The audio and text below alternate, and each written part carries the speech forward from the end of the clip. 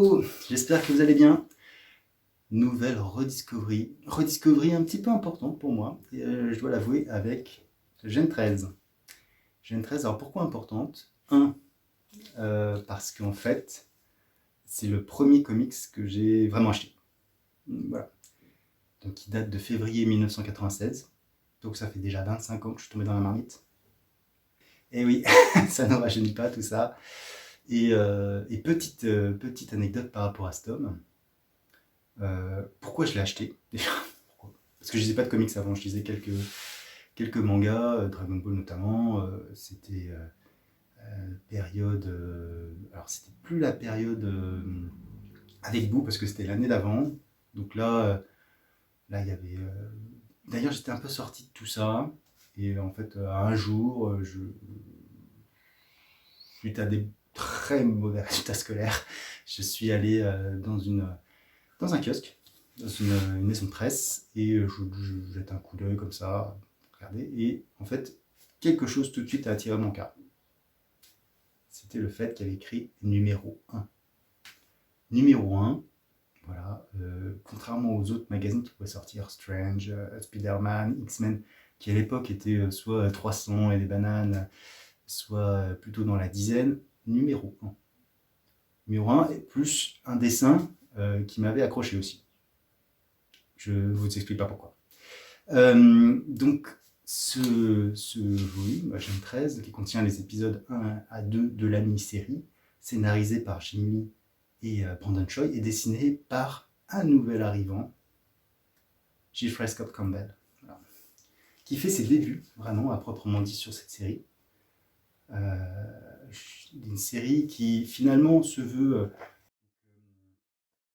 comment dire? J'essaie de... Bon, je vais vous montrer des pages. Hein. Il a un style qui est quand même assez différent de ce qu'il peut avoir maintenant. Son style a évolué, mais déjà, il y avait des choses très très bonnes dedans.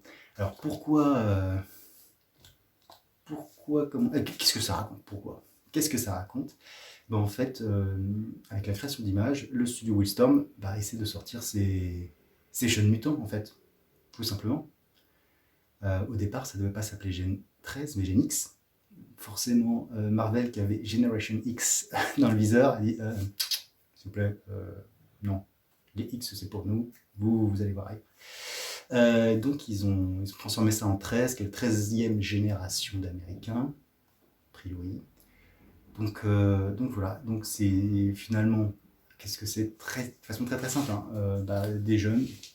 Alors ça commence par un truc qu'on ne comprend pas trop bien, avec les opérations gouvernementales, etc. Mais des jeunes qui sont recrutés dans un centre pour suivre soi-disant un programme spécial, et pour lequel on leur donne dans leur nourriture des composés qui vont activer leur pouvoir latent. Voilà, parce que ce qui se passe, c'est que leurs parents, les Gen 12, alors on ne sait pas exactement, là au début on voit bien que l'univers n'est pas encore tout à fait bien calé, qu'il y a encore des choses qui restent à faire, et du coup, il y a des trous, il y a des choses qui ne sont pas claires, etc. Mais bon, passons. Donc les parents avaient été conditionnés avec ces produits et avaient développé des super pouvoirs, donc du coup leurs enfants potentiellement pourraient développer la même chose. Donc, ce qui est très intéressant pour les organisations gouvernementales IGO, International Operation, pour créer finalement un programme de super-humains. Voilà. Donc un programme sur plusieurs années, mais du coup voilà, effectivement, si tu as déjà des potentiels qui peuvent devenir des êtres à super pouvoir, rien qu'en leur donnant quelques vitamines, c'est assez intéressant. Et si tu peux les contrôler pour en faire des super soldats, c'est encore plus intéressant. Voilà, donc l'histoire en gros de la première mini. Donc on a des scènes assez marrantes, beaucoup de splash page, mais elles sont verticales. Voilà. Donc c'est plutôt bon. Il n'y a pas trop d'humour en fait. La série Gen 13, c'est finalement une série qui se veut assez humoristique par la suite. Là, dans la première mini, on est quand même assez sérieux. Le seul truc que j'ai regardé, que j'ai pu constater finalement, comment dire, d'assez rigolo, c'est le personnage de Crunch qui a des espèces de chaussons avec des pattes d'ours. C'est le seul truc un peu marrant. Le reste est quand même assez sérieux quand même assez sérieux. Donc première mini, voilà, donc ça se termine forcément dans les années 90, gros game. Voilà. Ça c'est une image typique des années 90, c'est assez marrant.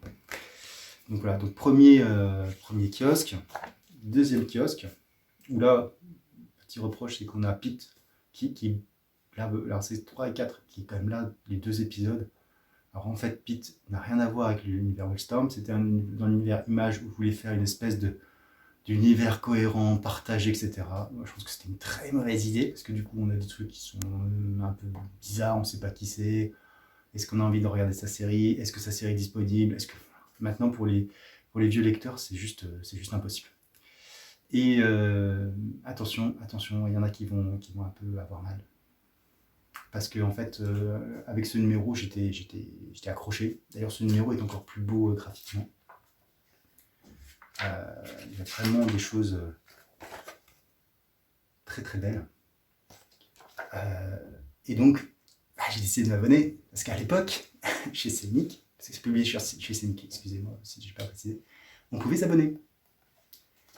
J'étais un peu jeune, j'étais pas encore dans le mood collection, ce qui fait que j'ai découpé la 4e de couverture pour m'abonner. Petit regret, c'est vrai que c'est un peu dommage, mais c'est comme ça.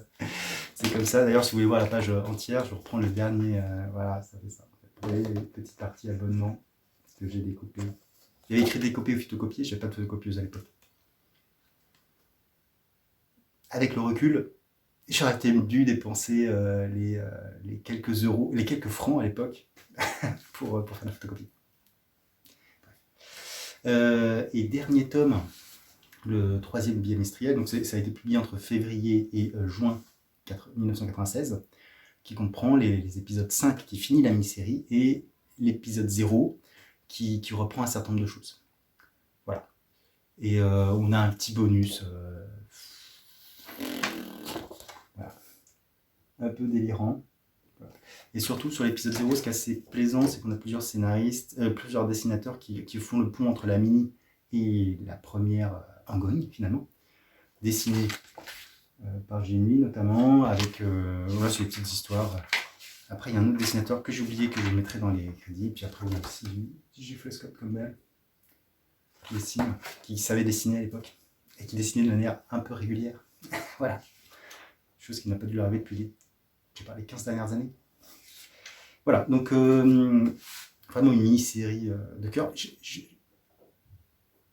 Si un jour ça ressort en français, Urban, je l'achèterai. Donc s'il vous plaît. Alors par contre, ouais, j'avoue que je préfère le papier brillant. Ça fait ressortir les couleurs. Allez, c'est comme ça. Sur ce, hop, je vous remets la première couverture. Sur ce, n'hésitez pas à commenter, à liker, à disliker, à voir effectivement, parce que voilà. Et puis à vous abonner sur ma chaîne. Sur ce, je vous dis ciao.